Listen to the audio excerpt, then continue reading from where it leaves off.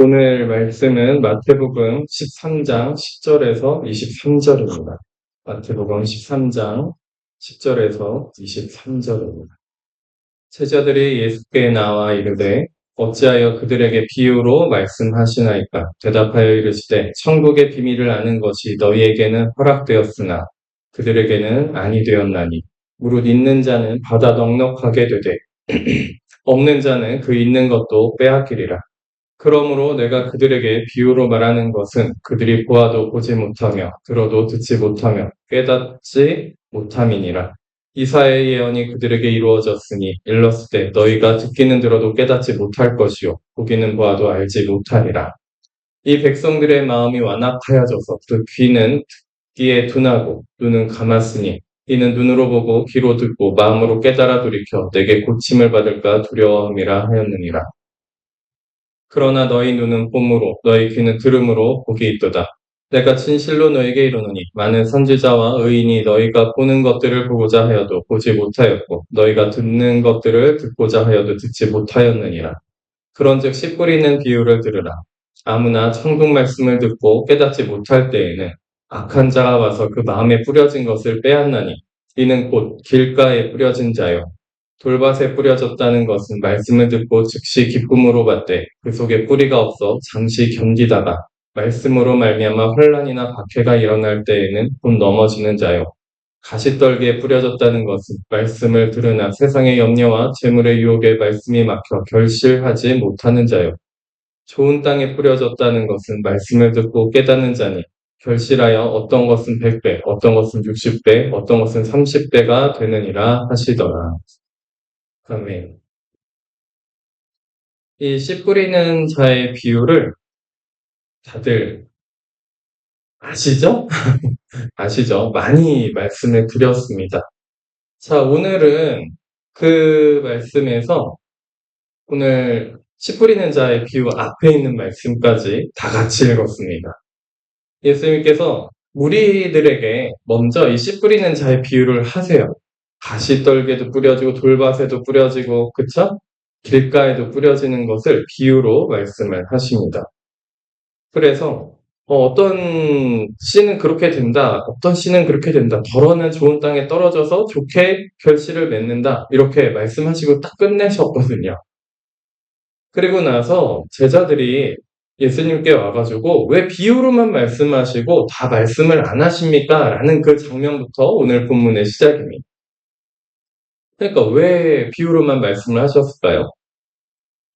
저희는 그러면 이게 지금 이 구절을 다 읽고 있으니까 저희에게는 비유처럼 안 들려서 다행인 건가요? 어떠세요? 이게 이렇게 읽어져서 예수님이 말씀하신, 풀이하신 말씀이 저희한테 읽히고 있어도 이것이 그냥 저희에게 아무 상관이 없을 수 있다라는 거죠. 이것이 그냥 비유처럼 그냥 저희에게 흘러 지나갈 수 있다라는 겁니다. 자, 그런데 여기서 중요한 말씀을 하세요. 11절부터 대답하여 이르시되 천국의 비밀을 아는 것이 너에게는 허락되었으나 그들에게는 아니 되었나니. 자, 오늘 제목이 뭐냐면 천국의 비밀을 듣는 자입니다. 천국의 비밀을 듣는다. 자, 비밀이라고 하니까 놀라운 어떤 비밀 막 이렇게 생각하실 수도 있는데 이따 말씀을 드릴 거예요. 천국의 비밀을 아는 것이 제자들에겐 허락이 되었는데 그 무리들에겐 허락이 안 됐다라고 예수님이 직접 대놓고 말씀하세요. 그러면 이렇게 생각할 수도 있을지 모르겠어요. 차별하는 거 아니야? 근데 차별하는 것이 아닙니다. 왜 허락되어지지 않았고 왜 제자들에겐 허락되었는지 그 이유를 상세하게 설명을 하시거든요. 굉장히 상세하게 설명하세요. 그것이 씨 뿌리는 자의 비유입니다. 자, 또 이렇게 말씀을 하세요. 물을 잇는 자는 받아 넉넉하게 되되 없는 자는 그 있는 것도 빼앗기래요. 참 빈부의 격차를 더 크게 만드시는 우리 예수님. 자, 있는 자는 더 받아서 넉넉하게 되고요. 없는 자는 있는 것도 빼앗기리라. 이렇게 말씀을 하십니다. 자, 이게 세상 규칙도 이럴 수도 있긴 한데 세상에 참 가진 자들이 더 많이 갖고 싶어서 근데 없는 자들도 갖고 싶어 하죠. 근데 그게 참 힘들죠, 서로. 세상은 그래요. 세상은 그런데 서로 더 많이 갖고자 서로 시기 질투하고 싸우고 자, 세상은 그런데 하나님 나라의 규칙은 어떻게 되어 있냐면 무릇 있는 자는 받아서 더 넉넉하게 되고요. 없는 자는 그 있는 것도 빼앗긴다라고 말씀을 하시는 거예요. 영의 규칙이 그렇다라는 거예요. 영적인 규칙. 하나님 나라의 규칙이 이렇게 되어 있다라는 겁니다. 자, 그러면 이게 우리로서는 되게 불공평하고 너무 하나님은 자비로우시고 하나님은 그 모든 사람들을 용서하시려고 하시는데 왜 이렇게 하시나요? 라는 궁금증이 안 생길 수가 없죠. 그죠? 자, 그 이유도 씨 뿌리는 자의 비유에 다 나옵니다. 왜 그런지. 13절에 그러므로 내가 그들에게 비유로 말하는 것은 그들이 보아도 보지 못하며 들어도 듣지 못하며 깨닫지 못함이라. 자, 뭐라고요? 비유로 말하는 것은 그들이 그 무리에게 이 말씀을 전해도 자, 우리 같을 수도 있어요. 씨 뿌리는 자의 비유를 다 상세히 설명하신 것을 우리가 읽고 듣고 있지만 뭐라고요? 보아도 보지 못하고 들어도 듣지 못하며 깨닫지 못한다. 그래서 상세히 설명해 줄 필요가 없다라고 말씀하시고 계신 거예요. 그러면 나는 어디에 해당이 될 것인가? 좀, 그쵸. 생각하게 되고 궁금하게 되기 마련이죠. 그래서 14절에 예수님이 이사야서를 이제 말씀을 하신다. 이사야의 예언이 그들에게 이루어졌으니, 예언이 이루어졌대요. 일렀을 때 너희가 듣기는 들어도 깨닫지 못할 것이요. 보기는 보아도 알지 못하리라. 자, 우리가 때로는 듣기는 들어도 듣지 못하고요. 깨닫지 못하는 때가 꽤 있습니다. 제가 같이 10년 동안 말씀을 같이 들었지만 들어도 듣지 못하시고 그죠? 깨달은 것 같았는데 깨닫지 못한 시간이 상당히 오래 있었습니다. 그쵸? 그게 왜 그런지 우리가 좀 오늘 천국의 비밀을 듣는 자, 우리가 그 비밀을 듣는 자가 되어야 될 거 아니에요. 들어보셨으면 좋겠어요. 정말 들으셨으면 좋겠어요. 자, 15절에 이 백성들의 마음이 완악하여져서 백성들의 마음이 어떻다고요? 완악하대요. 그 귀는 듣기에 둔하고 눈은 감았으니 이는 눈으로 보고 귀로 듣는 마음으로 깨달아 돌이켜 뭐라고요? 내게 고침을 받을까 두려워함이라 하였노니 뭐라고요? 하나님이 그들이 돌이켜서 깨달아가지고 고침을 받을까봐 두렵다 이렇게 말씀하시고 계시다라는 거예요. 회개할까봐 두렵대요. 회개할까봐. 회개시키지 않겠다라고 말씀하신 거예요. 근데 어떤 사람들이요? 마음이 완악해진 사람들. 마음이 완악해진 사람들이에요. 이 사람들은 듣기에도 둔하고 눈은 일부러 감았다는 거예요. 듣기도 더 둔하게 들으려고 하고 그냥 들어도 무시해버린다는 거죠. 참 우리가 참 제가 여기저기 이제 글 쓰면서 SNS에도 좀 글 쓰면서 여러 사람들이 또 답장을 하고 그래요. 그런데 듣지 않으시는 분들, 그렇죠? 공개적으로 모든 사람이 보기는 하지만 유독 더 뭔가 관심을 갖는 것 같지만 듣지 않으시는 분도 있으시더라는 거죠. 듣지 않아요. 심지어 귀신의 말, 어둠의 영의 말들은 더 귀담아 듣고, 그죠? 예수님이 하시는 말씀, 성령님이 하시는 성경 말씀은 더 귀담아서 듣지 않는 듯한 느낌이 들 때도 있어요. 자, 우리의 죄의 목소리는 더 열심히 듣고, 그쵸? 거기에는 귀 기울여요. 그죠? 뭐 먹고 싶다. 그런 거에 너무 내 마음의 육체가 원하는 뭐 먹고 싶다. 이거는 너무 귀를 잘 기울여요. 그죠? 뭐 하고 싶다, 놀고 싶다, 이거는 정말 귀를 잘 기울여요. 그런데 하나님이 말씀하시는 그 말씀에 대해서, 성령님이 말씀하신 그 말씀에 대해서 어떤 뜻을, 감동을 주셨다. 이것에 대해서는 귀를 잘 안 기울입니다. 말씀하셔도 그게 맞나요? 진짜 제가 그렇게 좀 해야 되나요? 그렇게 희생해야 되나요? 혹은 제가 그렇게까지 해야 될까요? 막 이런 생각들로 머릿속이 복잡해집니다. 실은 그게 그렇게 큰 것도 아니어도 잘 안 들어요. 예전에 제가 이제 하나님 만나고 나서 그 시험 들기 1년 한 2개월 정도의 기간이죠. 1년 3개월 정도의 기간인데, 그때 진짜 자려고 누웠어요. 자려고 누웠는데, 기도하고 싶은 마음이 드는 거야. 막 성경을 보고 싶은 마음이 드는 거야. 나 지금 자려고 누웠는데, 성경 보고 싶고 기도하고 싶다고? 지금 나 자야 돼. 내일 하자. 근데 딱 그 마음 먹는 순간 기도하고 싶은 마음, 성경 보고 싶은 마음 그냥 사라지더라고. 뭐 기도하는 것이 1시간 기도하라는 것도 아니고 성경을 뭐 몇백 장을 그 시간에 읽으라는 것도 아니었는데 그냥 그게 뭐예요? 부담스러운 거예요. 그냥 잠깐 일어나서 잠깐 오늘을 마치는 기도를 하고 성경 한 몇 구절만 읽어도 됐었을지도 몰라요. 그죠? 그런 시간이 여러 번 있었습니다. 안 읽는 거예요. 기도도 안 하는 거예요. 그리고 무시하고 그냥 잠들었더니 그다음부터 하나님이 주시는 그 성령의 임재와 감동이 사라진 것을 느꼈습니다. 기가 막히죠. 자, 우리가 먹고 싶은 거, 보고 싶은 거, 영화 보고 싶은 거, 드라마 보고 싶은 거, 그쵸?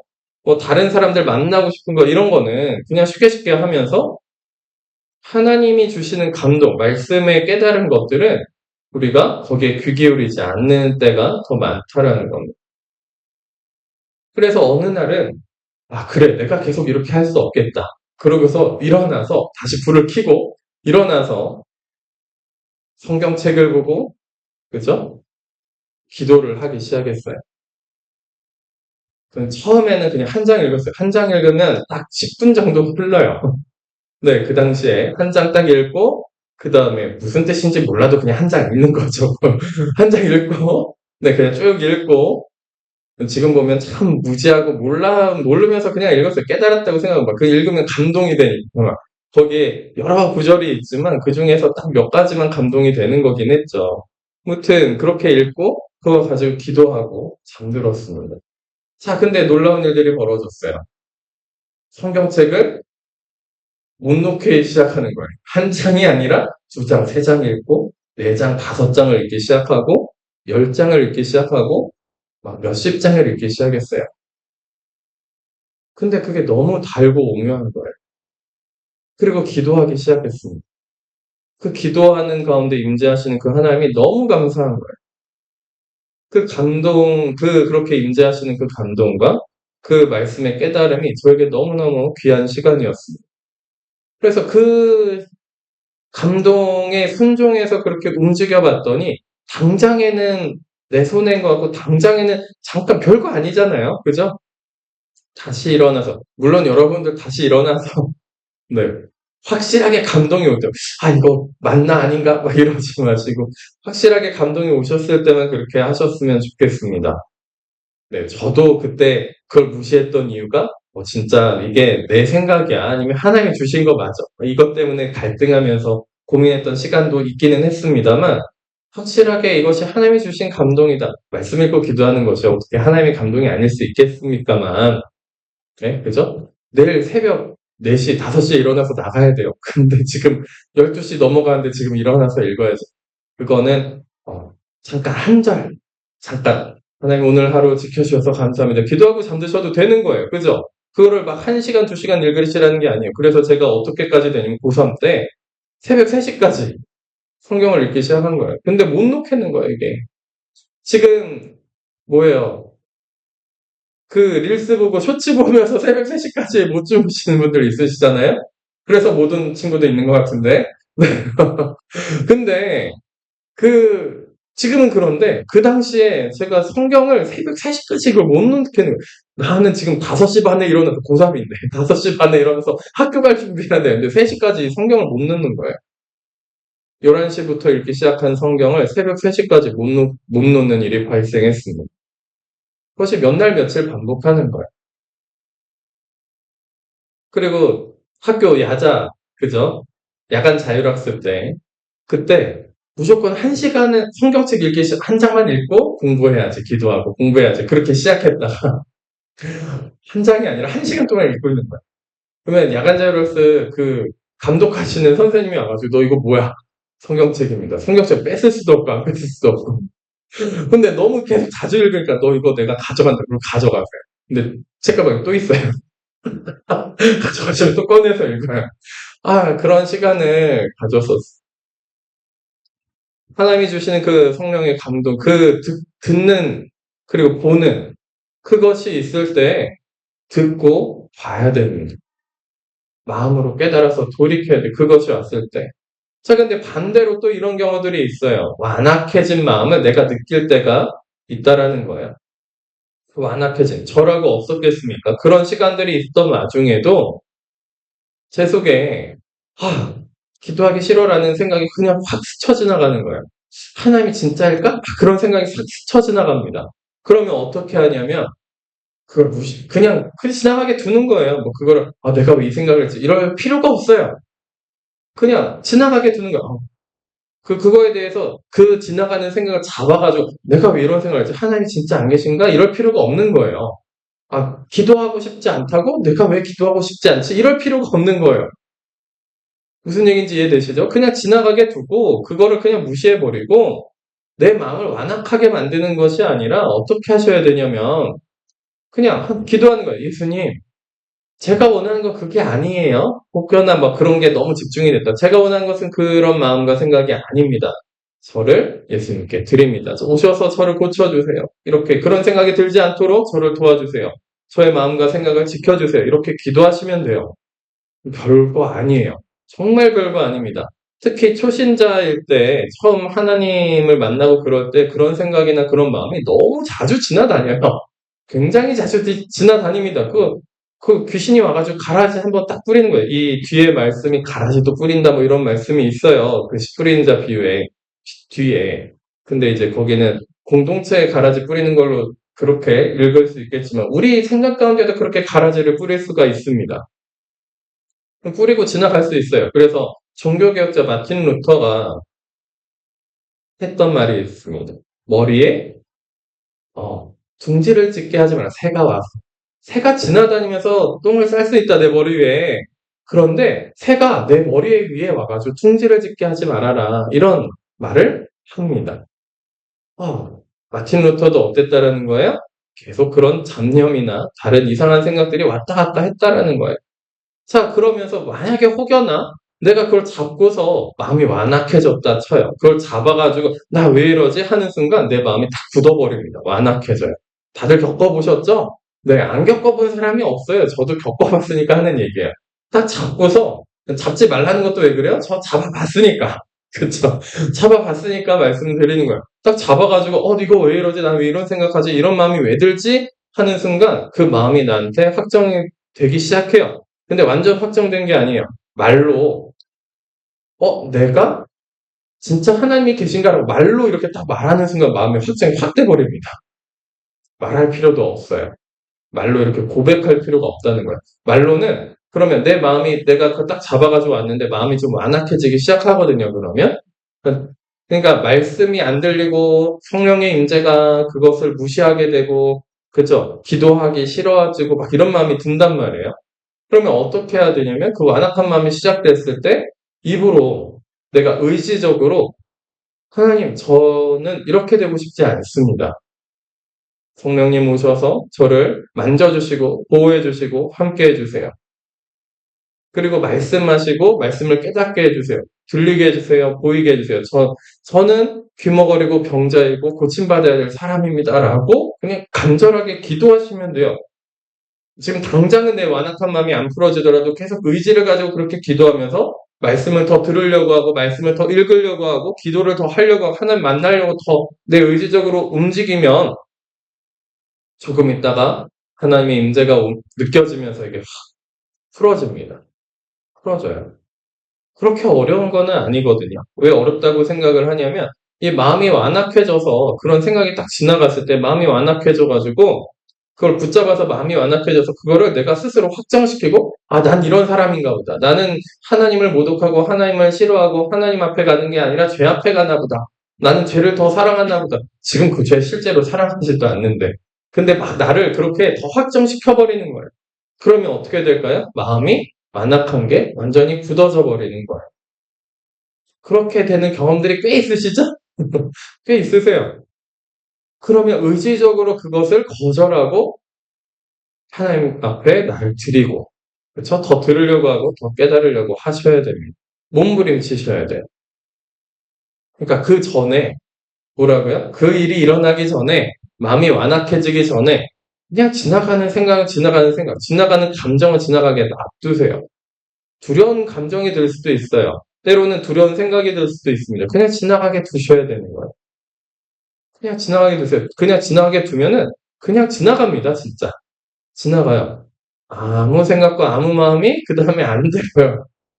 그냥 그럴 때, 저 같은 경우에도 기도회를 시작했는데 기도하려고 하는데, 막 다른 안 좋은 하나님을 마치 저주하는 것 같은, 하나님을 거절하는 것 같은 생각과 마음이 막 감정이 지나가는 거예요. 그러면 더 어떻게 해요? 하나님 아버지, 하나님 아버지. 그런단 말이죠. 그리고 심지어 기도할 때 또 어떻게 해요? 주여 하면은 그 주가 하나님이 아닌 느낌이 들 때도 가끔씩 있어요. 네, 주님 하면, 주님만 하면은 이게, 이 주님이라는 것이 내가 사탄을 얘기하는 것인지, 귀신을 얘기하는 것인지, 예수님을 얘기하시는 것인지, 이게 가끔씩 내 마음에서 갑자기 팍 흔들릴 때가 있단 말이에요. 지금은 안 그러지만, 어렸을 때. 영이 어릴 때 특히나 더 그런 일들이 자주 발생합니다. 그러면 어떻게 해요? 주님 부르지 않고 그냥 정확하게 지칭해요. 예수님, 예수님, 예수님 도와주세요. 그러면 또 금방 지나가요. 금방 지나갑니다. 근데 그 붙잡고 내가 씨름할 필요가 없어요. 그걸 붙잡고서 그 생각 붙잡고 막 계속 씨름하면 어떻게 됩니까? 그 어둠의 영들이 의도하는 대로 내가 속아서 쓰러지기 시작한다라는 거예요. 그 붙잡고 씨름할 필요가 없어요. 그러니까 완악해지는 데까지 가지 않으셨으면 좋겠는 것이, 그것이 실제 내 마음이 아니었음에도 불구하고 그것을 내 것으로 받아들여서 완악해진다면 어떻게 해요? 하나님이 어떻게 생각하신다고요? 고침받을까봐 두려워하는. 그러니까 이 사람은 무엇을 선택한 거죠? 하나님을 의지적으로 내가 선택한 것이 아니라 그 어둠의 영이 주는 것을 의지적으로 그걸 받아들인 거예요. 그 시간에. 우리가 이 차이를 분명하게 인식하셔야 됩니다. 그 어둠의 영이 가라지 뿌리는 것들을 내가 완악하게 되게끔, 내 스스로 완악하게 되게끔 그냥 그대로 다 받아들인 거예요. 놀랍죠? 내가 받아들였다라고 생각하지 않고 나 원래 이런 사람인가 보다 이렇게 생각하면 더 큰일 나는 거예요. 내가 어두운 생각과 어두운 마음을 받아들였구나. 그 차이를 미세하게 보실 수 있으셔야 됩니다. 우리가 하나님 앞에 있고 성령님의 임재와 기도 가운데, 그리고 하나님이 함께 하시는 그 가운데 더 있으면 있을수록 하나님께 더 가까이 가면 가까이 갈수록 이런 마음의 그 상태, 선택해야 되는 그 상태가 더 분명해지고 더 예민해지고 더 이 시간이, 지금은 이게 너무 어려운 거 아니에요, 그거? 너무 짧은 찰나에 지나가는 거 아닙니까? 라고 생각하실 수 있는데, 하나님 앞에 나를 점점 드리고 더 가까이 가면 갈수록 그 찰나 같은 시간이요, 굉장히 길어집니다. 되게 찰나 같은 시간이 아니에요. 굉장히 선택할 수 있는 시간이 굉장히 길어요. 근데 왜 그게 찰나 같냐면, 자동으로 돌아가서 완악해지기를 내가 원해요. 그 생각을 내가 그냥 막 받아들이는 게 내 안에 자동 기계로 그냥 막 돌아가고 있는 거예요. 그 어둠의 것들을 그냥 막 계속 받아들이고 있는 거예요. 그래서 완악해지는 걸 내가 원한다라는 거예요. 완악해지는 걸 사랑해요, 심지어. 그 완악해지는 것을 너무 당연하다라고 생각하는 거예요. 당연하지가 않습니다. 이해되지 않고, 이해되지 않는다고 믿지 못하는 여러분들, 가족들 서로 이해되시는 분들 있으세요? 다 이해 안 되죠? 이해가 안 돼요. 부모도 이해가 안 되고, 자녀도 이해가 안 되고요. 남편도 이해가 안 되고, 아내도 이해가 안 돼요. 오래 살았어도 이해가 안 됩니다. 쟤 왜 저러지? 그런단 말이에요. 엄마, 아빠는 왜 저러지? 이런단 말이에요. 이해가 안 돼요. 이해가 안 된다고 가족이 아니에요? 같이 안 삽니까? 같이 안 살더라도 정기적으로 방문하시죠. 그죠? 그리고 이해가 안 되더라도 걱정해줘요. 이해 안 되면 끝나는 거예요? 아니에요. 하나님의 관계도 그렇습니다. 이해가 안 된다고 믿지 않는, 이해가 안 돼요 하면서 하나님에게는 유독 더 이해하는 그 관점을 더 들이밀어서, 이해가 안 되면, 내가 믿을 만한 분이 아닌가라는 생각을 너무 당연하게 한다는 거예요. 그렇죠? 이해되는 것과 믿음은 전혀 다른 차원에 있습니다. 이해되지 않아도 받아들이고 믿을 수 있다라는 거야. 그렇죠? 그냥 받아들일 수 있다는 거야. 여러분들 가족이 이해 안 된다고 내쫓지 않거든요. 그렇죠? 그런 원리랑 똑같습니다. 자, 이해 안 되는 거 생각하면 어제 저녁에 그냥 저희 둘째가 자주 그래요. 자주. 바지에 실례를 해요. 근데 집 안에 있는데 화장실을 바로 가면 되는데 끝까지 참았다가 겨우겨우 막 어떻게 할 줄 모를 때 그때 가기 시작하는 거예요. 집 안에 있으면서 바로 가면 되는 거예요. 그렇습니다. 그런 사고를 최근에 너무 자주 치네요. 이해가 안 돼요. 아니 집 안에 화장실에 있는데 가면 되는데 왜 그럴까요? 여튼 그래요. 끝까지 참으려고 합니다. 참지 말고 가면 되거든요. 그러니까 우리가 이해 안 된다라고 해서 하나님을 믿지 못할 분은 아니다. 그분 살아계신 분은 우리가 서로 살아있는 사람들끼리는 서로 이해하지도 못하고 나도 나를 이해하지 못하면서 무슨 다 이해되는 걸 생각을 하려고 하는가라는 그런 모순과 오류를 우리가 접할 수 있다는 겁니다.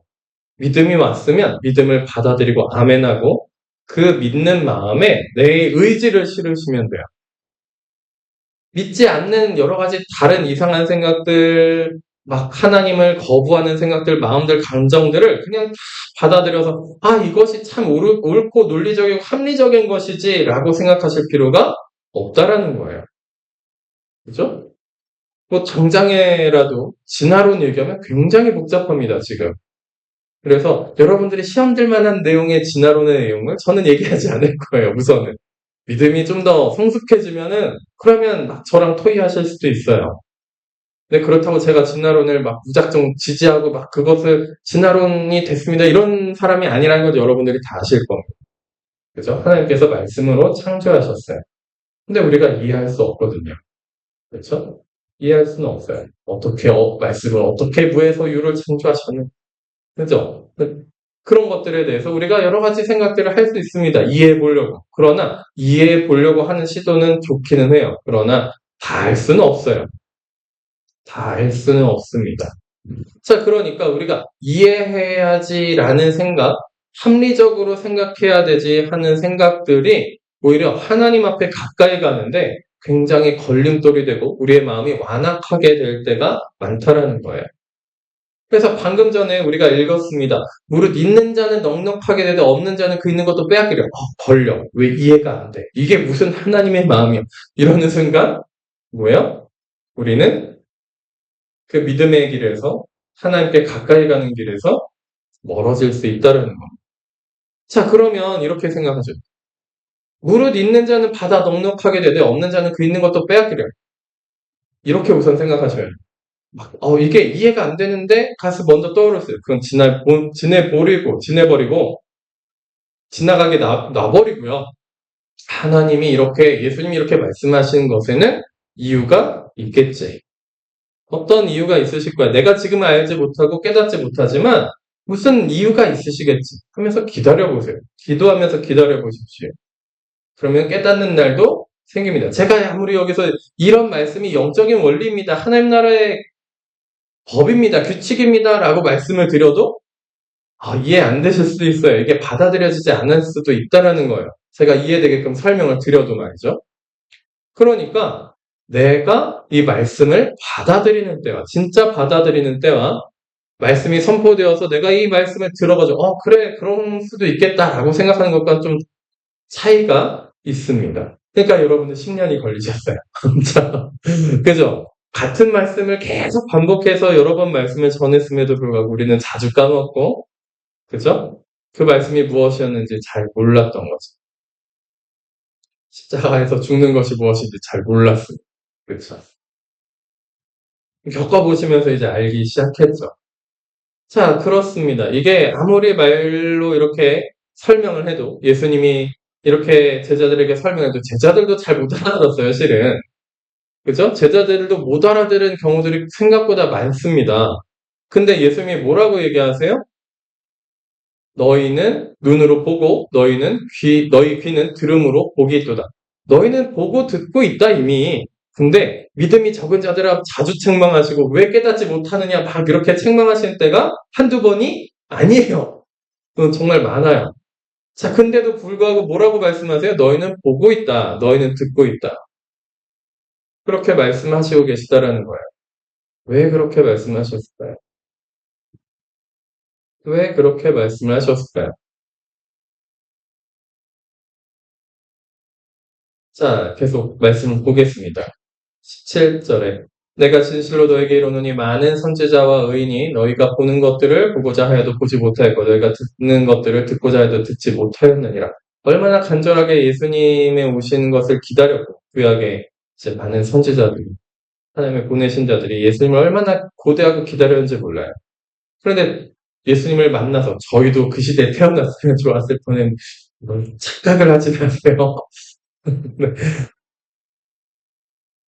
무튼 나는 그 시대에 태어났으면 정말 예수님 잘 따랐을 텐데 과연 네, 과연 진짜 죽임당해야 되는 그 시절에 태어났으면 도망가셨을 가능성이 더 높습니다. 이 시절엔 죽임은 당하진 않잖아요, 적어도.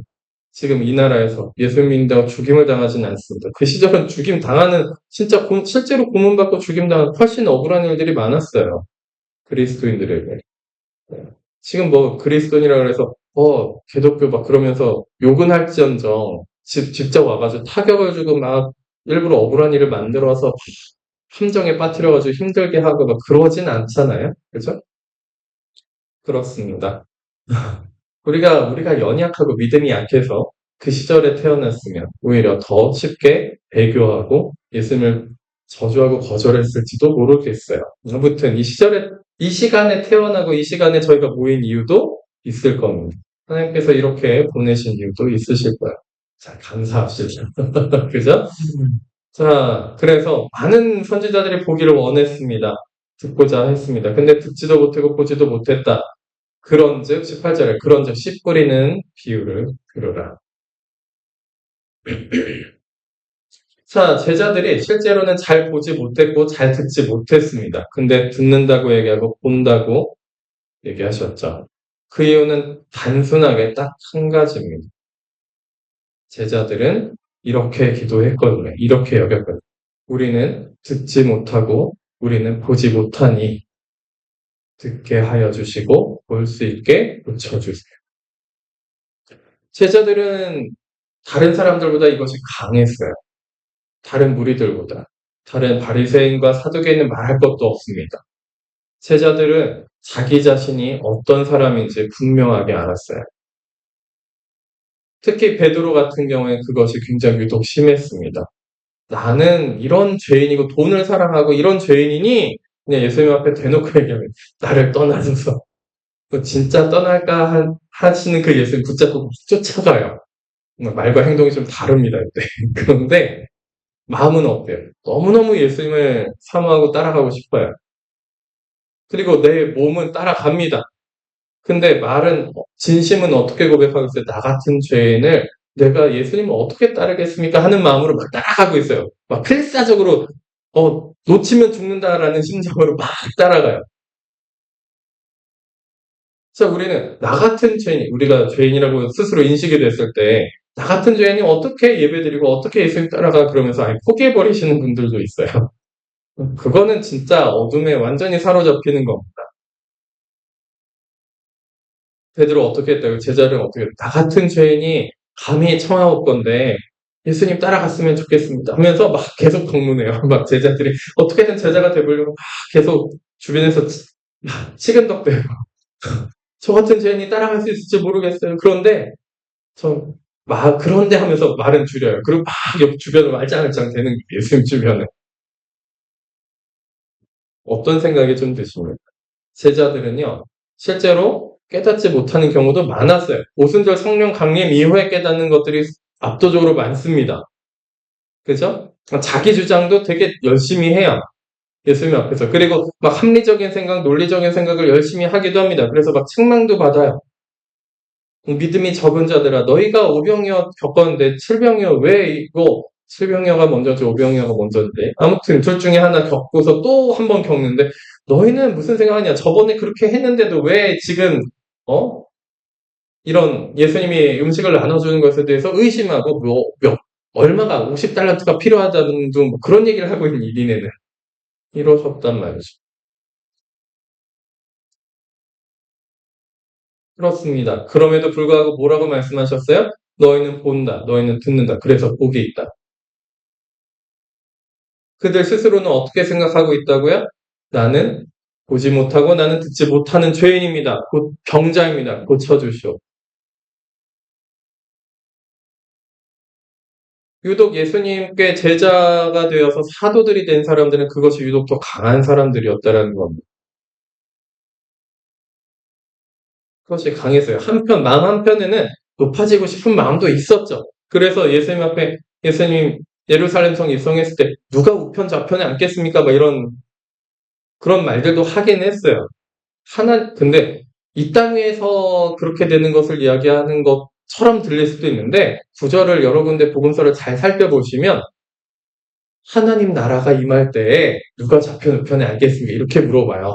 정확하게는 영적인 욕심도 있었습니다. 근데 산산조각 나죠. 그것이 예수님이 십자가에 달려서 죽으시면서. 아무튼 그래요. 제자들은 한 명 빼고 전부 다 예수님을 다시 예수님이 그렇게 되셨어도 그 예수님에 대한 믿음이 산산조각 나는 거 자신들이 뭔가 자신의 의지를 하려고 자신들의 힘을 해보려고 했던 그런 것들이 마지막으로 산산조각 나면서 그렇죠?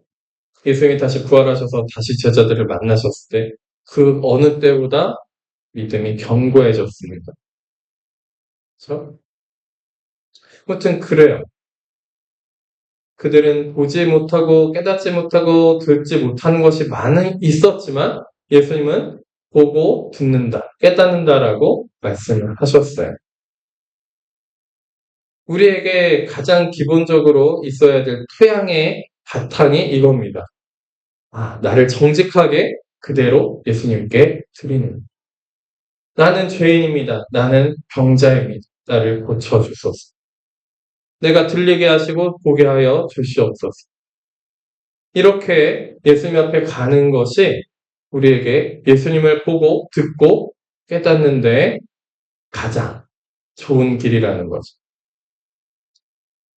자, 그래서 이 씨 뿌리는 자의 비유를 이제 말씀하면서 앞구절에 그죠? 있는 자는 넉넉하게 받고 없는 자는 그 있는 것도 빼앗기를 왜 그런지 우리가 좀 볼 수 있습니다.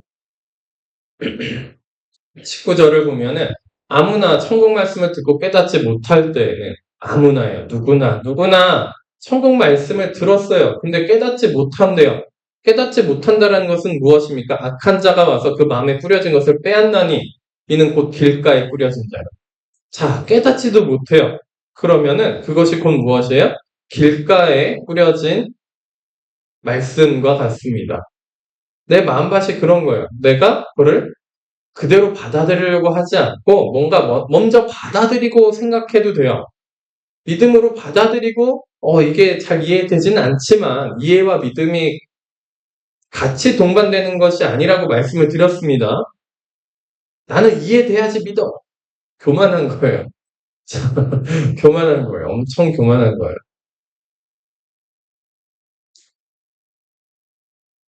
깨닫지 못한다. 그러면 나는 방어하고 있는 거야. 이미 말씀에 대해서 이 말씀 한번 들어보자. 어떤 말씀인지 한번 보기나 하자. 이러면서 방어하고 있는 거예요. 방어하면서 어떻게든 내가 이해해봐야지. 이해가 안 되면 나는 받아들일 수 없어. 라는 생각으로 그 말씀을 거절한다든가 나는 합리적인 것이 중요해. 그 합리성이라는 것이 17세기인가요? 16세기, 17세기, 17세기죠. 그때 당시에 이제 철학적 사조가 합리성이 이제 칸트라는 철학자가 있어요. 이 사람도 신학자이자 철학자이자 수학자이자 과학자이자 다 했어요. 그 당시에. 네? 네, 그 당시에는 다 하는 시대였어요. 니체 이후로 그것이 좀 갈라지긴 한 건데 그 전까지는 철학자 하면은 얘도 수학자, 과학자, 신학 다 했습니다. 우리가 잘 아는 만유의 인력의 법칙, 뉴턴 있잖아요? 뉴턴도 신학자였어요. 네. 아무튼, 그렇습니다. 우리가 잘 아는 진화론이 시작된 배경에 갖고 있는 그분 있죠? 저 이름이 생각이 안 나. 네. 다윈. 찰스 다윈. 그 사람도 신학자예요. 네. 모르셨나요? 신학자예요. 아무튼, 네. 그, 신학을 공부했을 거예요. 목회를 했나. 아무튼 그래요. 정확하게 신학자라고 표현하기엔 좀 약간 부족할 수는 있을지 모르겠습니다. 그런데, 그, 이런 모든 것들이 이해되는 그 합리적인 걸 따지는 것은 칸트라는 철학자로부터 비롯합니다. 그때부터 합리성이 굉장히 중요해져요. 모든 인류에게. 다르게 얘기하면은 인간에게 독을 푼 것 같은 느낌. 인류의 독을 풀어놓은 것 같아요. 때로는 합리적이지 않은 것도, 그죠? 때로는 진리일 수 있다라는 거예요. 합리적인 것이 꼭 정답은 아닙니다. 돌아가는 것이 때로는 더 유익할 때가 있다라는 거예요.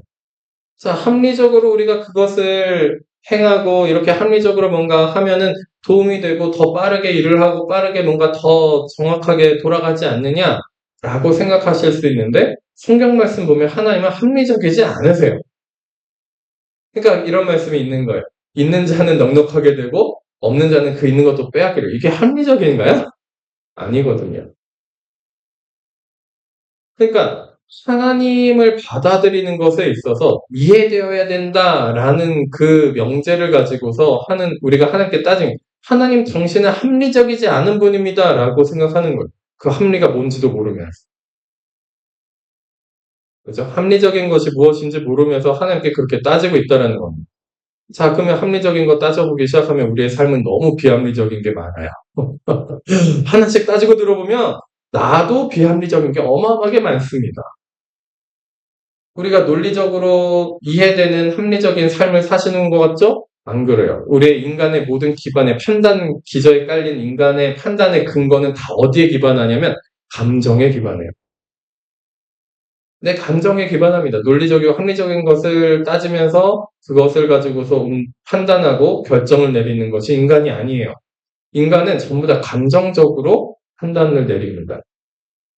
내가 좋아하는 것, 싫어하는 것을 기준을 두고 판단을 내리지, 그죠?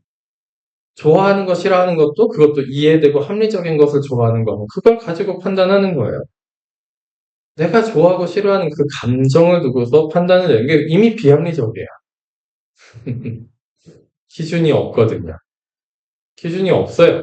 그러니까 우리가 서로를 볼 때 특히 이런 생각이 들죠.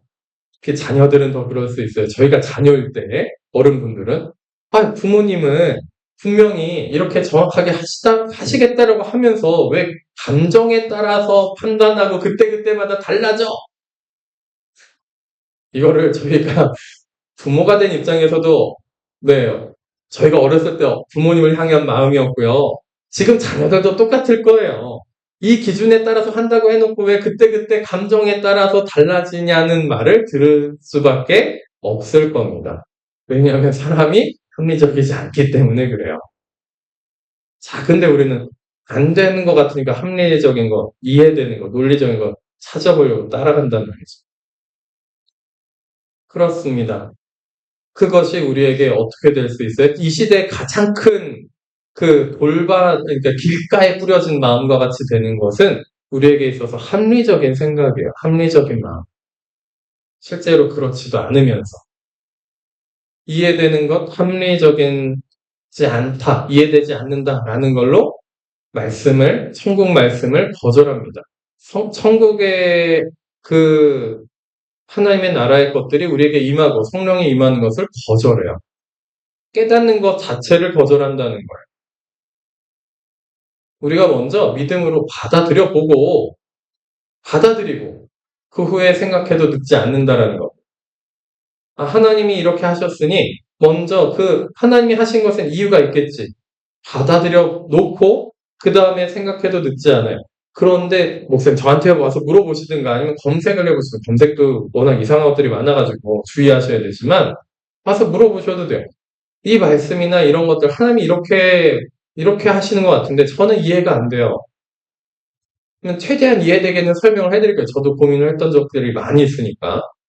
그리고 이해가 안 되는 그것이 내 문제면 내가 죄를 더 사랑한다든가 어둠에 휩싸여 있다든가 그러면 이해가 안 될 수 있어요.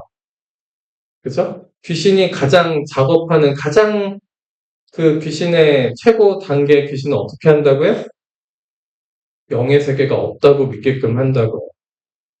귀신도 없고 어둠의 영도 없고 그러므로 하나님도 안 계신다라는 천국 지옥이 없다라고 믿게끔 한다고요. 그게 귀신의 최고 단계에 있는 귀신이에요. 그것도 믿음이라는 거죠. 합리적인 것이 아니고 과학적인 게 아니에요. 그죠? 과학은 뭘 얘기하나요? 좀 더 구체적으로 얘기하면 과학이라는 게 뭘까요? 두 가지가 있습니다. 증명 방법에는. 네. 강의 시간이었어요. 여러분들의 이해를 돕기 위해서 말씀드리는 거예요.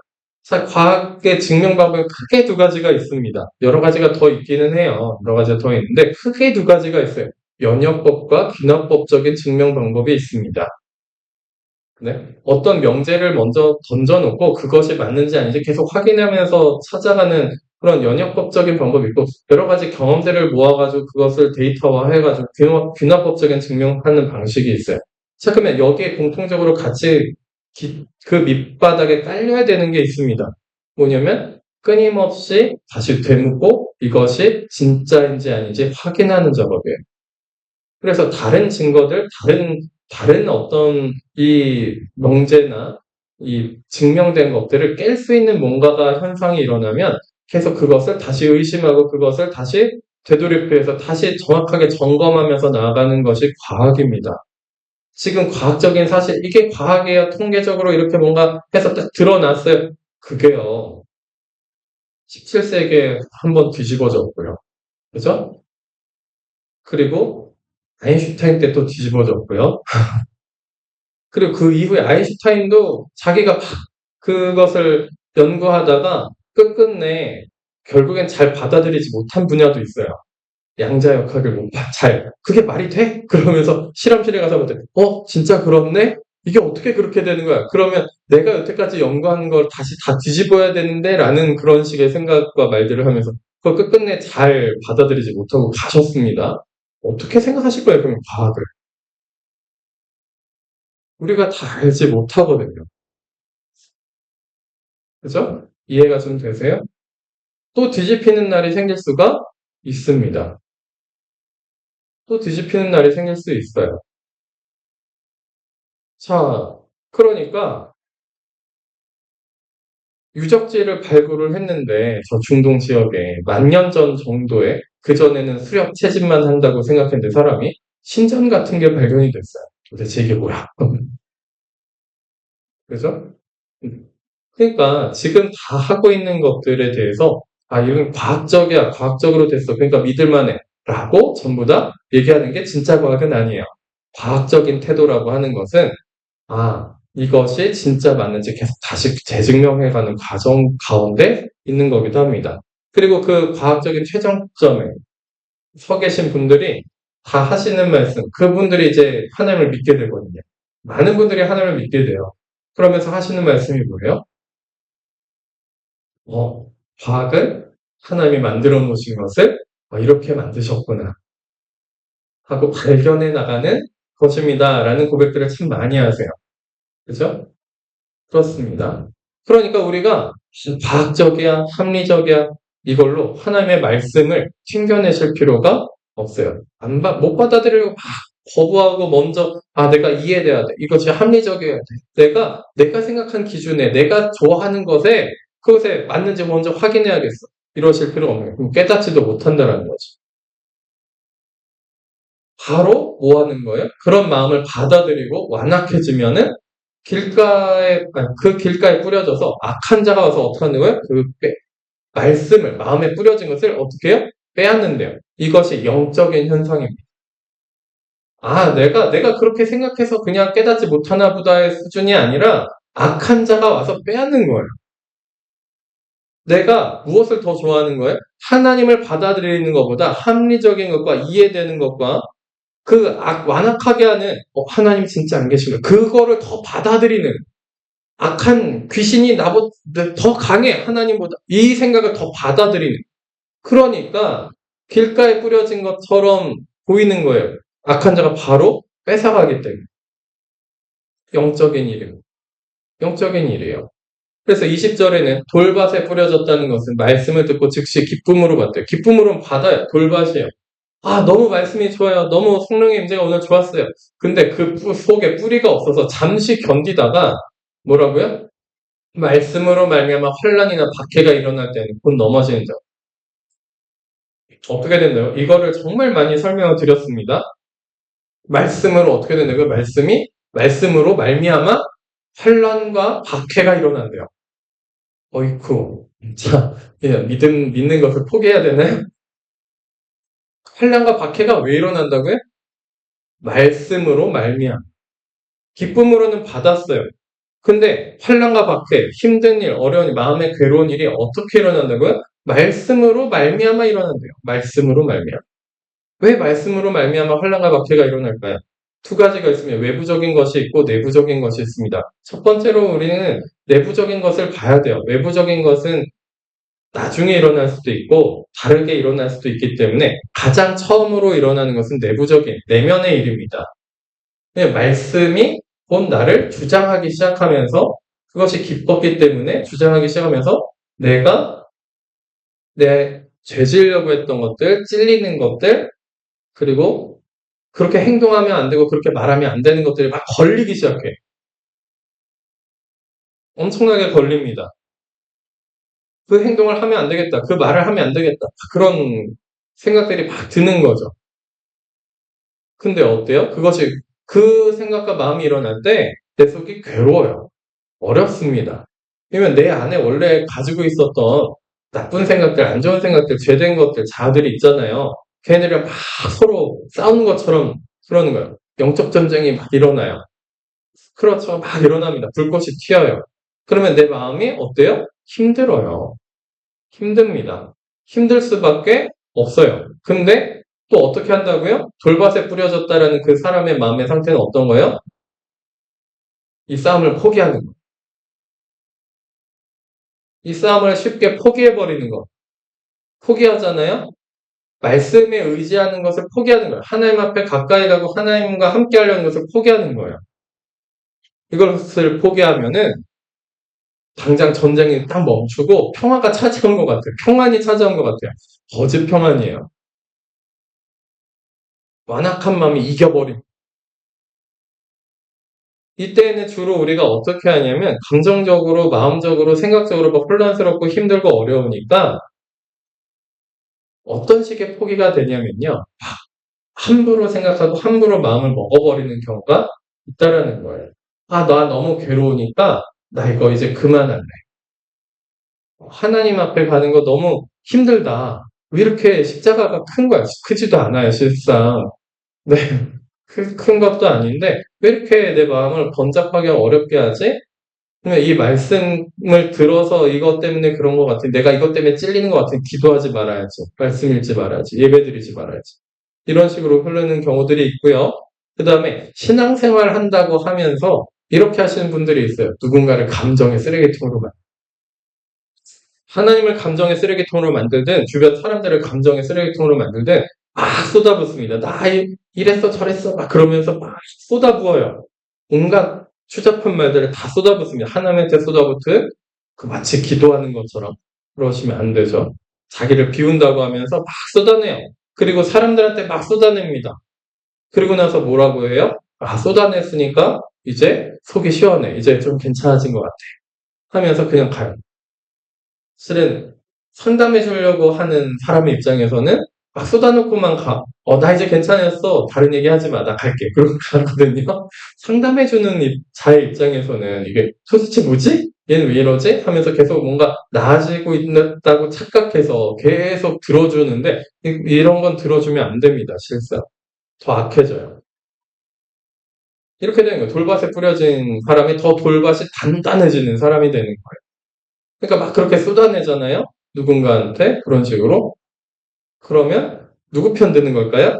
말씀이 내 안에서 승리하게 하는 것이 아니라 완악해진 마음, 그 어두운 악한 자가 어둠의 영이 승리하도록 내 입을 통해서 악한 말을 막 다 쏟아내는 거예요. 그러면 내가 무엇을 결정했죠? 악한 말들을 내가 내 입으로 내뱉으면 내 마음의 완악함이 확정된다고 말씀을 드렸잖아요. 아까 전에. 그렇게 막 감정을 막 쏟아내고 생각들, 마음들 다 쏟아내잖아요. 막 불평불만, 악한 것들, 힘든 것들, 막 비난, 그죠? 그런 것들 막 나의 그 감정을 다 토로하면서 누군가한테 쏟아낼 때 기도를 했을 때 내 완악한 마음이 확정되기 시작하면서 넘어져요. 하나님의 마음과 성령의 임재가 완전히 싸그리 다 사라집니다. 근데 반대로 찾아오는 것이 있어요. 내 안에 영적 전쟁이 멈췄잖아요. 내 안에 말씀으로 인한 환란과 박해가 그 내 안에서 일어나고 있던 그것이 사라졌어요. 그러니까 평안하다고 착각하는 거예요. 하나님이 나에게 평안을 주셨다. 그냥 성령이 임하셨다라고 착각하는 거죠. 이것을 두고서 비움의 영성이다 막 하면서 하신 분들이 있어요. 실제로. 엄청나게 어마어마하게 악해집니다. 예수님을 의지를 하나도 못해요. 말씀이 하나도 없어요. 그 안에. 기가 막히게도. 거기서 되돌리기까지 정말 오랜 시간이 걸리신 분들이 있어요. 그죠? 악한 겁니다. 어마어마하게 악한 거예요. 그러니까 그렇게 이제 잠시 기뻐요. 말씀 깨달았어요. 깨닫는데 그런 영적 전쟁의 환란과 박해가 내 내면에 일어날 때, 말씀으로 말미암아 그렇게 일어날 때 뭐요? 바로 넘어집니다. 스스로 넘어지는 거기도 해요. 그렇게 막 쏟아내는 감정의 쓰레기통을 누군가를 만들어서 하나님이든 사람이든 만들어서 막 쏟아내는 사람들은 뭐야? 내 스스로 넘어지는 사람이에요. 그러니까 말씀이 내 안에 뿌리 내릴 수가 없어요. 성숙해지고 자라나는 것이 존재할 수가 없습니다. 아, 나 말씀 기뻤는데요. 기뻐서 눈물도 흘렸는데요. 상관이 없어요. 하나도 자라나는 것이 없어요. 자, 그러면 자라나려면, 말씀이 내 안에 들어와서 자라나려면 어떻게 해야 됩니까? 어떻게 돼야 돼요?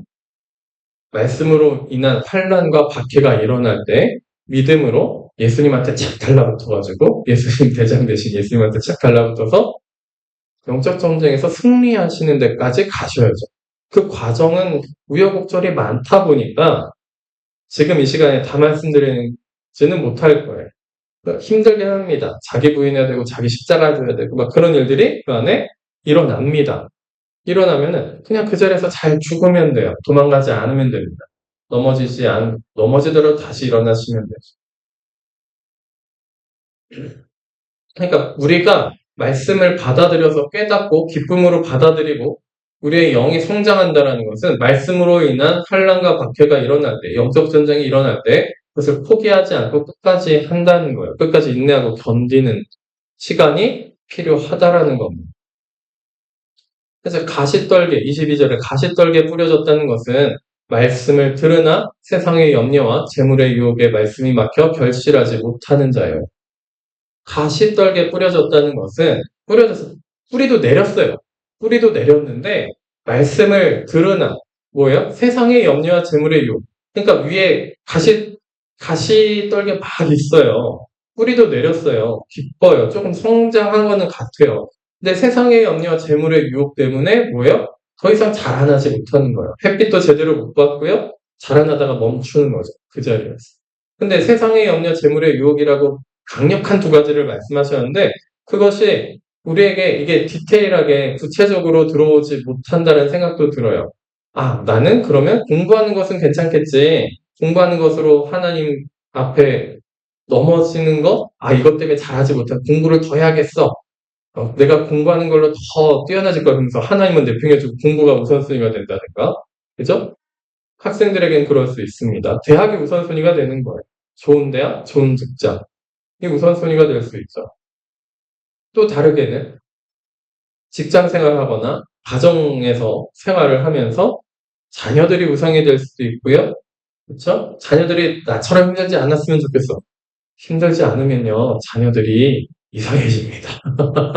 힘들어야 돼요. 힘들지 않아야겠어. 이걸로 자녀가 망가지는 거예요. 실은. 그죠? 힘들어야 발전을 해요. 환란과 박해가 일어나야, 네? 성장하는 거예요. 이게 모든 원리 원칙입니다. 모든 곳에. 모든 것의 원리 원칙이 그래요. 정신도 성장하고 마음도 성장할 박해 환란이 있어야 돼요. 힘들고 어려운 일이 있어야 됩니다. 그래야 성숙해지는 거예요. 그런 일이 없이 성숙해진다. 불가능합니다. 그런 일은 존재하지 않아요. 자, 영적인 원리도 똑같아요. 말씀이 와서 내 안에서 영적 전쟁이 일어나야 되고, 그 다음에 염려하고 걱정, 근심하고 다른 것이 우선순위가 되는 순간 조금 잘하는 것 같다가 거기서 멈춰버리는. 박해도 조금 견디는 것 같은데 그냥 그 자리에서 멈추고 영적 전쟁을 좀 하는 것 같은데 그 자리에서 멈추는 이유는 다른 염려와 걱정, 근심이 많은 건데 유혹이 많아서 그것을 받아들이는 건데 그것의 이유는 뭐예요? 우상숭배가 일어나는. 하나님보다 다른 게 더 소중한 거. 하나님이 나의 첫 번째가 아닌 거예요. 그러면 더 이상 성장하지 못하게 되어 있습니다. 처음에는 하나님이 다른 우상이 없고 하나님이 나의 첫 번째였어요. 처음에는. 그런데 조금 신앙생활 하다 보니까 걱정, 근심과 막 두렵고 힘들고 막 그런 것들이 너무 기저에 많이 깔려 있는 거예요. 생활하다 보니까 신앙생활이라는 것은 실제 삶 속에서는 이렇게 하기 어렵네. 실제 삶에서 신앙생활을 하면서 믿음을 지켜나간다는 것은 참 어려운 거구나. 그죠? 어떤 분이 그 연예인이세요. 배우신 것 같은데 성함이 갑자기 생각이 안 나요. 여러분들 보셨을 수도 있어요. 나와서 얘기하시는 거예요. 후배들이랑 뭐 얘기하면서, 크리스찬 후배들이랑도 얘기하면서 자기도 예전에 그런 고민을 했다고 하면서 하는 얘기입니다. 참, 배우를 하면서 그리스도인으로 살아가는 거, 연예인을 하면서 그리스도인으로 살아가는 건 정말 너무 어렵습니다. 라는 얘기들을 서로 했다는 거예요. 근데 연예인, 배우만 그렇겠습니까? 모든 직장이 다 그래요. 모든 직장. 저는 그러면은 목사예요, 목사. 목사하면서 그리스도인으로 살아가는 게 쉬울까요? 뭐, 많은 목사님들이 안 그러실까요? 이런 얘기를 하죠. 우스갯소리로. 오늘 너무 교회 가기 싫어요. 근데 제가 목사니까 가야겠죠? 뭐 이런 얘기들 나오는데, 뭐 이런 얘기들을 이제 장난처럼 한단 말이죠. 네? 너무너무 이제 힘듭니다. 아무도 이해해주지 못하는 것 같아요. 신앙생활. 근데 막 새벽에 나와가지고 뭔가 이렇게 뭐 살려고 어떤 가게 들어가서 막 했는데, 거기 편의점 뭐 살려고 했는데 편의점 점원이 막 저를 너무 함부로 대하고 막 대해요. 근데 나도 막 뭐라고 하고 싶었는데, 뭐라고 하면 안 되겠죠? 제가 목사니까? 뭐 이런 얘기들을 쓴단 말이에요. 네. 목사면 그러면 쉽겠냐고요. 목사는 공인이에요, 심지어. 사생활이 없어요. 자, 뭐, 그냥 어떤 생활을 하든 목사로서 살아야 되는 쉬운 게 아닙니다. 여러분들, 목사, 막 힘으로 되시지 마세요. 혹여라도 신학을 함부로 하시고 싶으면 저랑 깊은 신층 면담을 하신다면 신학을 하시길 바랍니다. 자, 그렇단 말이죠. 그러면 목사는 신앙생활하는 게 쉬우냐? 또 막 그렇지도 않아요. 네? 그렇지 않은 것 같아요. 그러니까 어떤 직종을 갖고 있든 간에 뭐요? 그 직장인으로서 살면서 그런 어떤 일을 하면서 그리스도인으로 산다는 것은 쉽지가 않다. 그런 얘기를 하면서 이분이 한 얘기가 정말 키포인트가 하나 있어요. 이거를 막 제 사모한테는 공유하고 저희 아내한테는 공유하고 여러분들한테는 공유를 그 당시에 안 했던 것 같은데 그분이 뭐라고 얘기했냐면 배우로서 연예인으로서 그리스도인으로 사니까 힘들지 그리스도인으로서 배우로 살지. 그리스도인으로서 연예인으로 살면 되는 것이잖아요. 우리가 반대로 생각한다는 거예요. 그리스도인으로서 세상을 살아가시는 거예요. 그리스도인으로서 이 직장이고 그리스도인으로서 엄마고 아빠고요. 그리스도인으로서의 학생인 거예요. 학생인데 그리스도인으로 살아야지가 아니라 그리스도인이 먼저 나의 정체성이고 그 다음에 학생인 거예요. 그리스도인이 나의 정체성이 그 다음에 직장인인 거예요. 그리스도인이 정체성이 그 다음에 목사인 거예요.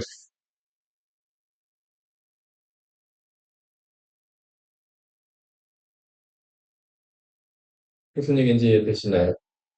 그러니까 가시떨기에 떨어졌다는 것은 내가 예수님을 믿는 예수님을 따라가는 그리스도인이 먼저가 아닌 사람들인 거예요. 다른 게 더 중요하다는 거죠. 다른 게 더 중요해졌을 때 그리스도인으로 사는 것이 참 염려와 걱정과 근심과 두려움으로 힘들다라는 겁니다. 걱정하고 두려워하고 근심하고 어둠의 영이 역사할 때도 걱정하고 두려워하고 근심할 게 없어요. 대장 되신 예수님, 나에게 예수님이 계신데, 나 예수님 따라가고 예수님 믿는데 왜 그것을 두려워하고 왜 그것을 무서워합니까? 어둠의 영들과 악한 자들과 왜 이것을 두려워할까요? 내 자아와 죄를 왜 두려워합니까? 내 죄가 튀어나와서 자아가 튀어나와서 막 난리를 쳤어요. 회개하셔야 돼요.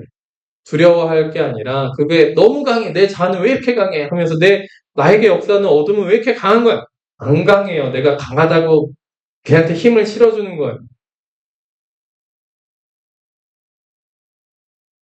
아니 귀신 쫓는다라고 하시는 많은 사역하시는 분들이 귀신을 무서워하고 두려워하면 참 기가 막히고 이 귀신 나가는 거 너무너무 힘들고 어려워요. 너무 두려운 존재예요. 막 이런 얘기들을 자주 듣습니다. 실은. 그러면 제가 정정해드리긴 한데 그게 잘 안 바뀌더라고요. 왜 가시떨기에 떨어져 있습니다. 두려운 게 많은 거예요. 잘하지 못하는 거. 악한 영이 두렵나요? 두려울 게 없어요, 실은. 자아와 죄가 두려울까요? 아니에요. 두려울 게 없습니다. 이미 내가 하나님 편에 가 있는 것이 아니라 악한 영의 편에 가 있으니까 더 두렵고 떨리는 거예요. 우리가 그것을 바꿔야 됩니다. 자, 이것은 달란트 비유와도 연결이 되어 있습니다. 한 달란트 받은, 몇 달란트 받은 사람, 5달란트 받은 사람, 1달란트 받은 사람이 있어요. 그것도 천국 비유예요. 그죠?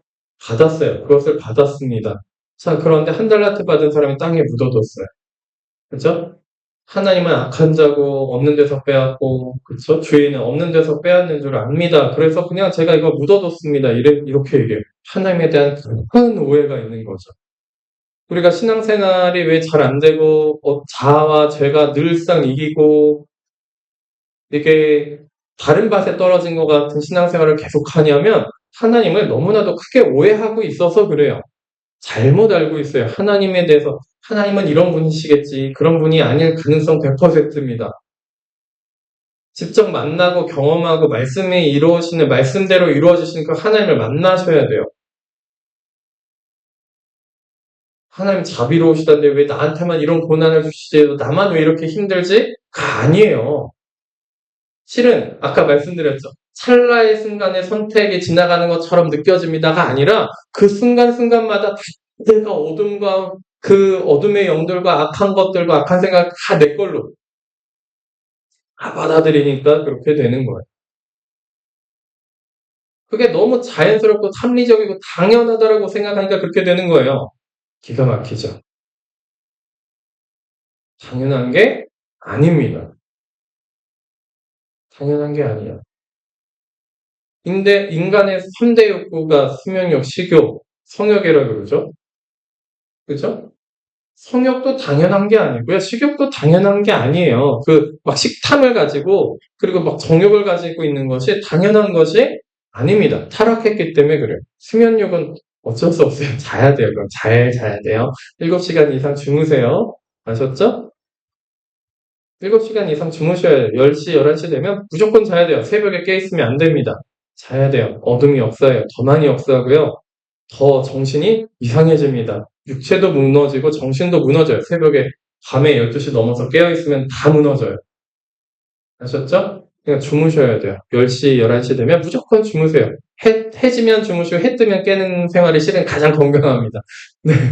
가장 건강해요. 자, 아무튼 그런데 근데 여기서의 수면욕 중에 우리가 착각할 수 있는 잘못된 거는 계속 누워서 쉬자, 누워서 자자. 이거는 잘못된 거예요. 그죠? 개미에게서 가서 배우라. 여기서 이제 잠깐만 빠지겠습니다. 개미에게 가서 배우라 이렇게 하면 게으르지 말아라 이렇게 우리가 인식하는데 여러분들 벌이나 개미들이 일하는 양상이 비슷하거든요. 속으시면 안 되는 게 개미가 쉬지 않고 일하는 게 아니에요. 다들 아시죠?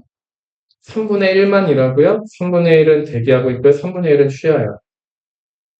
그러니까 우리의 에너지의 3분의 1만 일하는 데 사용하셔야 돼요. 기미에게서 배워라. 그리고 늘 쉴 수 있는 것도 3분의 1 확보하셔야 되고요. 3분의 1은 대기하면서 뭔가 준비할 수 있는 것을 만들어 놓으셔야 됩니다. 3분의 1만 그렇게 하셔야 돼요. 근데 최선을 다하고 전신 전력을 다 해야 되는 그 3분의 1 동안은 최선을 다하고 전심을 다해서 하셔야 돼요. 그걸 넘어가면 우리가 육체도 무너져 내리기 시작합니다. 예. 바로가 되는, 바로. 이해되셨죠? 아무튼, 다시 돌아와서 성욕과 정욕과 식탐이 당연하지 않아요. 당연하다고 생각하니까 어떻게 해요? 막 퍼먹어요. 그리고 정욕적이 돼요. 막 퍼먹으니까 더 정욕적이 됩니다. 막 개걸스럽게 막 정욕적이게 먹어요. 그러고서 더 정욕적이 돼요. 음식 조심하라고 지난주 수요일인가 말씀 전해드렸습니다. 그쵸? 먹는 거 조심하셔야 됩니다. 전해드렸어요. 그러니까 막 퍼먹고서 식탐을 막 부리고 스트레스 받으면 식탐으로 풀고 그러면서 그게 당연한 거야 인간으로서. 아니에요. 당연하지 않아요. 당연하지 않습니다. 너무 자극적이고 너무 맵고 짜고 먹으면 사람의 성격도 괴팍해져요. 점점 더. 점점 그렇게 돼요. 전에는 좀 더 부드러웠다가 그렇게 먹는 양상이 그렇게 가잖아요. 그러면 사람의 성격도 점점 괴팍해집니다. 다들 인식하실지도 모르겠어요. 더 이렇게 짜증도 많고 불만도 많아지고 더 이렇게 더 자주 화내기도 하고 더 자주 폭발하기도 하고 그런 사람이 되어져 봐요. 자극적인 음식을 더 자주 먹으면 먹을수록 그렇게 되기도 합니다. 조심하셔야 돼요. 조심하셔야 돼요. 그러니까 성욕도 뭐 어때요? 이게 우리나라만 여기 여성분들이 더 많지만 그냥 얘기할게요. 설교 가운데. 야동을 보는 게 너무 당연한 것처럼 되어 있는 이 세상이에요. 한국만 더 그래요, 유독. 아니란 말이죠. 아니에요. 우리가 이런 음란한 것들로부터 우리를 지킬 수 있어야 됩니다. 말씀으로, 성령의 역사하심으로. 그래서 제가 하나님 만났을 그 18살이죠. 17살에서 18살 청년의 때 가장 그 혈기왕성한 그 시간에 가장 고민했던 것들 중에 하나가 그런 부분이었죠. 근데 하나님이 역사하시고 하나님이 함께 하시니까 그걸 이기고도 넘어갔어요. 충분히 넉넉하게 이겼단 말이에요. 물론 몇 개월의 시간이 걸리긴 했지만. 하나님의 역사심과 임재하심, 그 하나님의 나라의 그 평화와 기쁨이 그런 인간의 정욕적인 거를 한참 상회했거든요. 너무 이거는 비교할 수 없는 세상이 알지 못하는 기쁨과 평안이기 때문에. 그죠? 이해가 되시리라 생각을 합니다. 그러니까 우리가 다른 것을 너무 당연하게 여기고 죄짓을 만한 것들을 너무 당연하게 여길 것이 아닙니다. 당연하게 여기지 마시고 어떻게 하셔야 돼요? 가시떨기에 뿌려져서 다른 것을 더 중요하게 여기고 인간의 욕구가 더 중요하고 당연한 거다. 안 그래요. 그렇지 않습니다. 그러니까 그 찰나의 시간에 이것이 선택해야 된다고요. 이것이 굉장히 어려운 일이네요. 라고 생각하고 있다는 것은 당연히 그 죄와 어둠의 영을 받아들이고 죄를 받아들이고 자아가 이기는 것을 당연하다게 여기고 계셔서 그래요. 가시떨기에 떨어진 우리 교회는 가시떨기에 떨어지신 분이 많으신가요?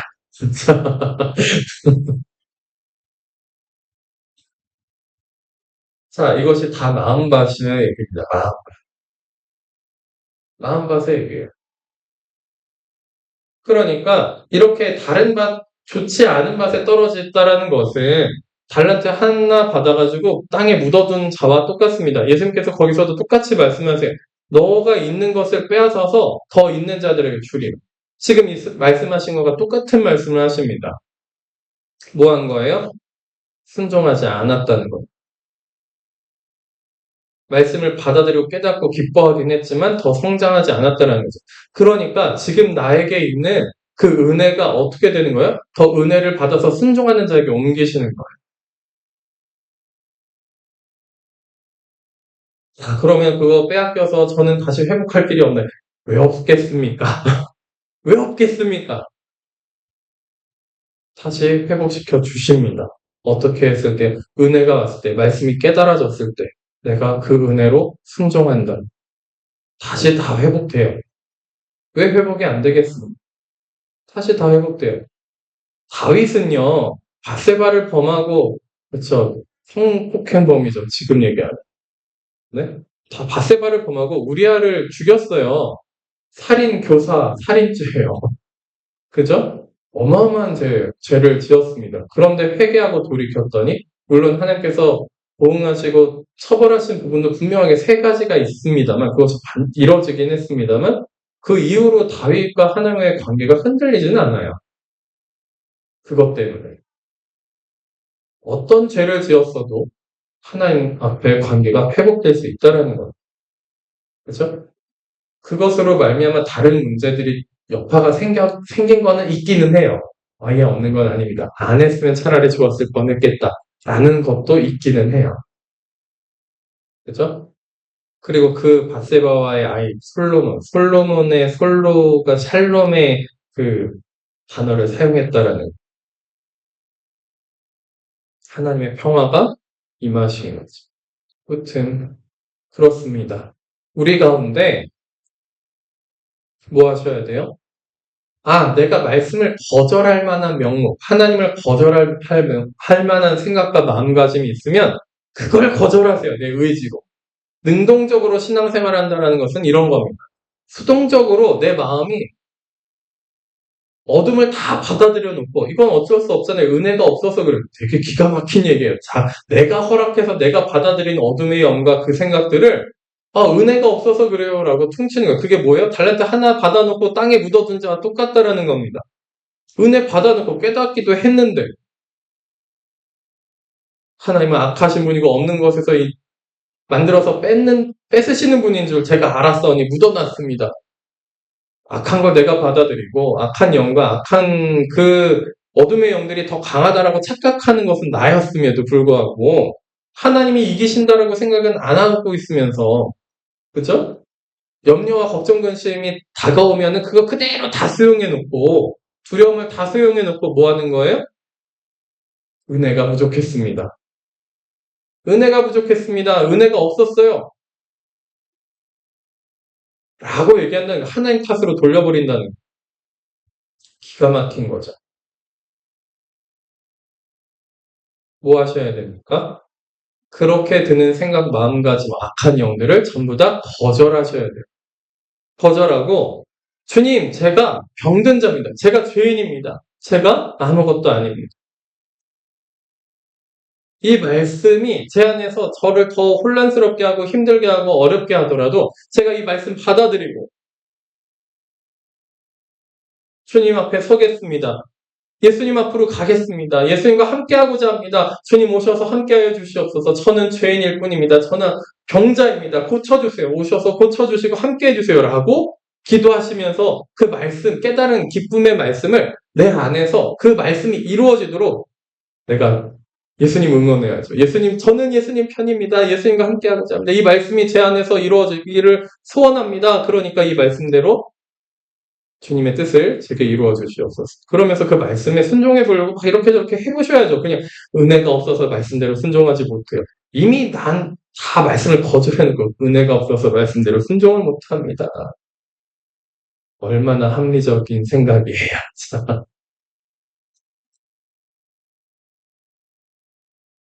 좋은 땅에 뿌려졌다는 것은 말씀을 듣고 깨닫는 자니 결실하여 어떤 것은 100배, 어떤 것은 60배, 어떤 것은 30배가 되느니라 하시고. 뭐 하세요? 말씀을 듣고 깨달았어요. 기쁨이 옵니다.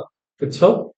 너무 기뻐요. 말씀을 듣고 깨닫는 건 시작하는 거예요. 그때 막 성령이 강하게 역사하시면 마치 다 된 것처럼 느껴지는데 착각하지 마시고 매번 그것도 그때 착각해가지고 다 빼앗기죠. 근데 다 빼앗기지 마시고 깨닫는 자니 결실하여 어떻게 한다면 말씀으로 인해서 환란이 오고 영적 전쟁이 일어나도 끝까지 견디면서 말씀이 이루어지는 대로 내가 한 발자국 한 발자국 하나님이 허락하신 그 길을 가시는 겁니다. 그러면 30배, 60배, 100배의 결실이 이루어지는 놀라운 하나님의 말씀이 내 안에서 이루어지고 그 말씀이 그 뜻이 사람이 할 수 없었던 그 말씀이 이거 어떻게 사람이 할 수 있었던 그런 말씀이 내 안에서 이루어지는 것을 보실 거예요.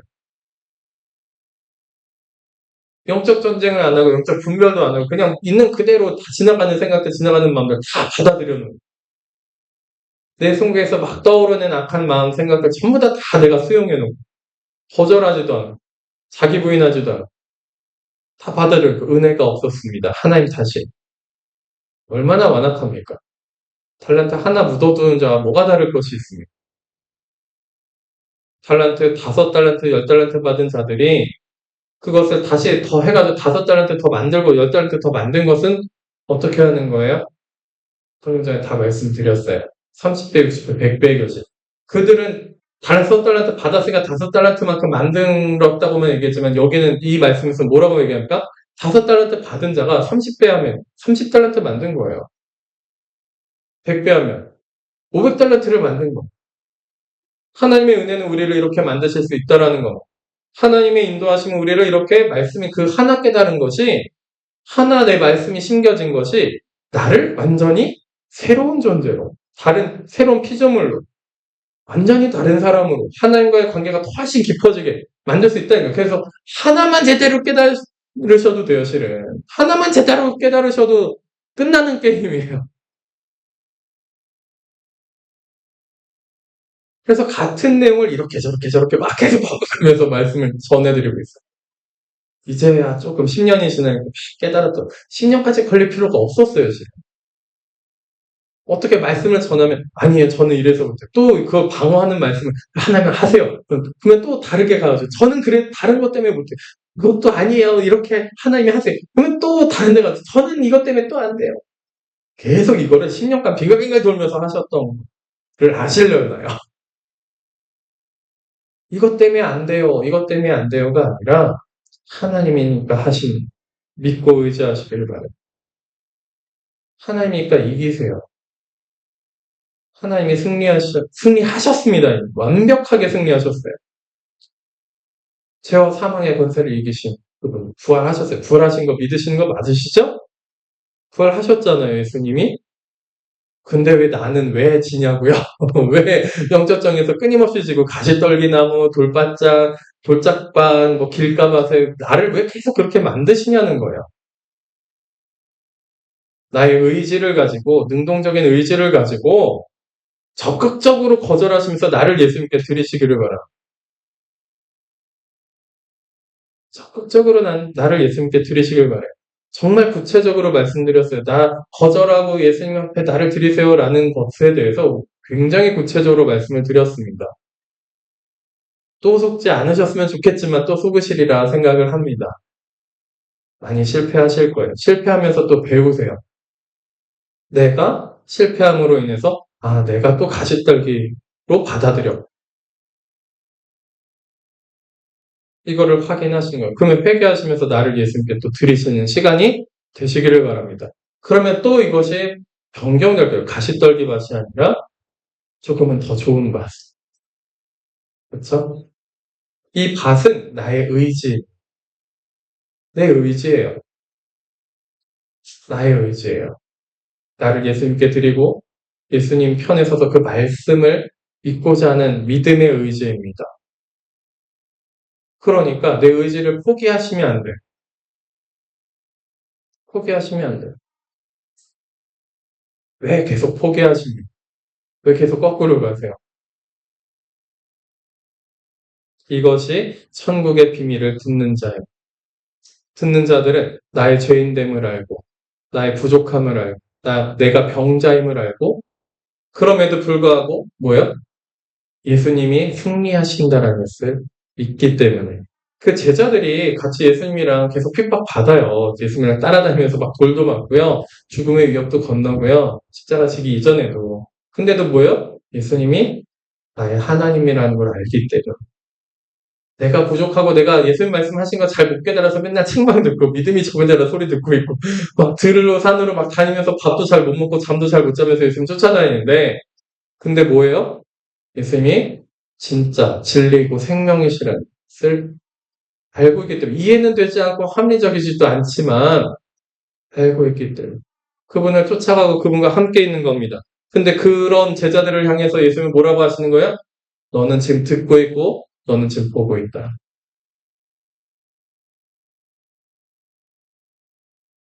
우리 예수님 끊임없이 쫓으시길 바랍니다. 그분이 생명 되시고 그분이 우리의 샬롬 되시고 우리의 소망 되시고 그분 따라가셔야 돼요. 다른 길은 존재하지 않아요. 제가 17년 동안 그 예수님 찾으면서 그렇게 한 게 다른 길로 찾은 거예요. 다른 길을 찾았기 때문에 17년 동안 빙글빙글 돈 거예요. 다른 길 안 찾으면 바로 마치 이스라엘 백성들이 출애굽해서 시내산 갔다가 광야길 들어가서 모압 평지 가나안 땅 들어가는 거기까지 바로 열두 정탐꾼을 보내기까지 몇 년 걸렸냐면 2년 걸렸어요. 2년.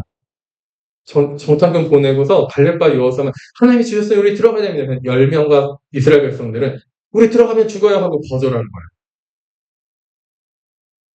뭐 한 거죠? 가시떨기 나무 맛에 다 같이 그 200만 명, 2명, 3명 빼고 모세와 갈렙과 여호수아 빼고 전부 다 거절한 거예요.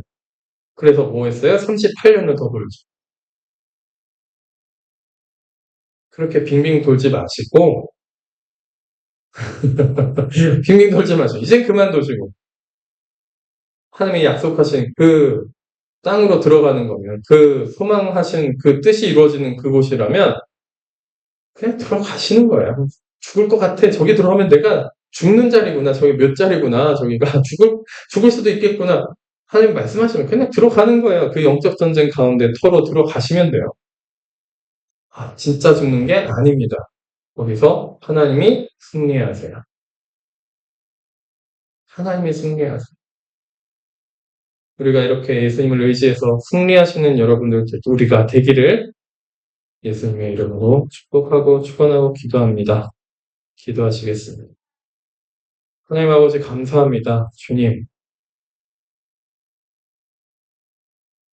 어둠의 것들을 그대로 수용하지 아니하고 우상을 만들지 아니하고 좋은 밭이 되어서 우리의 의지를 다잡아서 믿음의 의지를 다잡아서 주님을 의지하고 주님을 따라가기를 원합니다. 예수님을 따라가기를 원합니다. 한 발자국 내딛게 하시고 승리하게 하여 주시옵소서. 은혜를 베풀어 주시고 성령님 임재하여 주시옵소서. 예수님만이 우리의 소망 되시고 생명 되십니다. 우리의 샬롬 되신 주님, 예수님 오셔서 우리의 마음과 생각을 지켜주시고 다른 길로 가지 아니하고 그 십자가 길, 그 좁은 길, 그 길을 끝까지 포기하지 아니하고 걸어갈 수 있도록 저희들을 지켜주시옵소서. 감사합니다. 예수님의 이름으로 기도드립니다. 아멘.